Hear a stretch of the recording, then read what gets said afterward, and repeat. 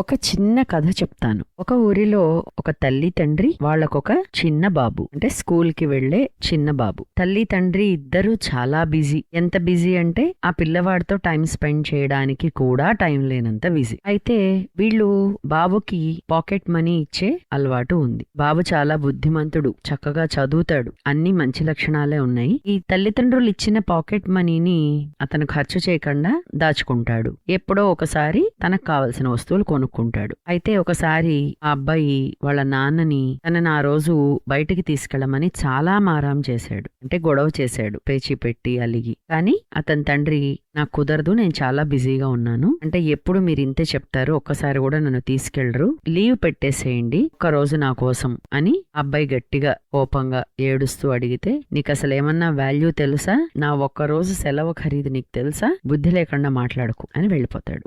ఇలా రోజులు గడిచిపోతాయి. ఆ తర్వాత నుంచి ఆ అబ్బాయి ఒక కండిషన్ పెడతాడు. ఎప్పుడైనా తనని బయటికి తీసుకెళ్లాలనిపించి వాళ్ళ నాన్న కుదరకపోతే అప్పుడు పాకెట్ మనీ డబ్బులు ఇవ్వాలి అని. సరే, అలాగే వాళ్ళ నాన్న ఇస్తాడు. ఒకరోజు ఆ బాబు వాళ్ళ నాన్న దగ్గరికి వచ్చి పొద్దునే, నాన్న, ఈ రోజు నువ్వు ఎక్కడికి వెళ్ళడానికి వీల్లేదు, నాతోనే ఉండాలి, పొద్దున్నుంచి సాయంత్రం దాకా ఉండాలి. అంటే అలా ఎలా కుదురుతుంది? నాకు కుదరదు, ఆఫీస్లో చాలా పని ఉంది, సెలవు పెట్టండి. పెట్టడానికి కూడా కుదరదు. అంటే లేదు నాన్న, మీరు సెలవు పెడితే మీ రోజు ఖరీదెంతో నాకు తెలుసు, అందుకనే నేను ఇన్ని రోజుల నుంచి డబ్బులు దాచాను, మీ రోజు ఖరీదు ఎంతో అంతా ఈ కిడ్నీ బ్యాంక్ లో ఉన్నాయి, ఇవి తీసుకుని మీరు ఈ రోజు మొత్తం నాతో గడపండి అని చెప్తాడు. ఇప్పుడు ఆ తండ్రికి ఎక్కడో వీపు మీద ఎవరో గట్టిగా చరిచినట్టు అనిపించింది. ఇది ఈ రోజు ఎందుకు చెప్పానంటే, రీసెంట్ గా ఒక పాప ఇలాగే తల్లిదండ్రుల గురించి చెప్పిన వీడియో చాలా వైరల్ అవుతోంది.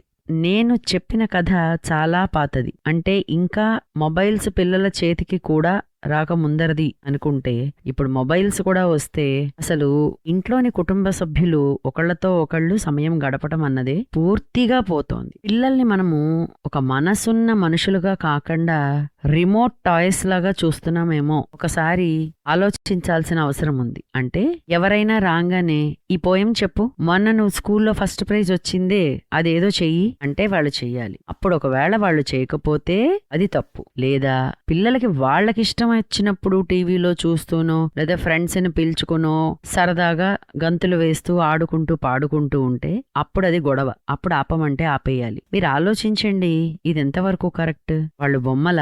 అంతేకాకుండా పసిపిల్లలకి శారీరక మానసిక ఎదుగుదల 5 సంవత్సరాల లోపల చాలా బాగా ఉంటుంది. దాన్ని మీరు ఎంత బాగా గ్రూమింగ్ చేయడం అంటారు, పాలన పోషణ చేస్తారో అంత బాగా వాళ్ళు పెద్దవాళ్ళయ్యాక ఉంటారు. కాబట్టి మేము పిల్లల కోసమే కష్టపడుతున్నాము, ఇద్దరం ఉద్యోగాలు అందుకే చేస్తున్నాము, రాత్రింబవళ్ళు నిద్రాహారాలు మానేస్తున్నాము అని చెప్పే తల్లిదండ్రులందరూ మీరు ఇవన్నీ ఎంత చేసినా కూడా రోజులో కొంత సమయాన్ని పిల్లలకి కేటాయించకపోతే వీటన్నిటికీ విలువలేనట్టే అయిపోతుంది. తల్లిదండ్రులు దయచేసి ఒకసారి ఆలోచించి మీ జీవన విధానాన్ని, మీ టైం టేబుల్స్ ని, మీ స్కెడ్యూల్స్ ని ఒకసారి మానేసి కాదు, మార్చి రీడిజైన్ చేసుకుని పిల్లలతో కలిసి సమయాన్ని గడపండి. Please like, share, subscribe and stay tuned for more updates.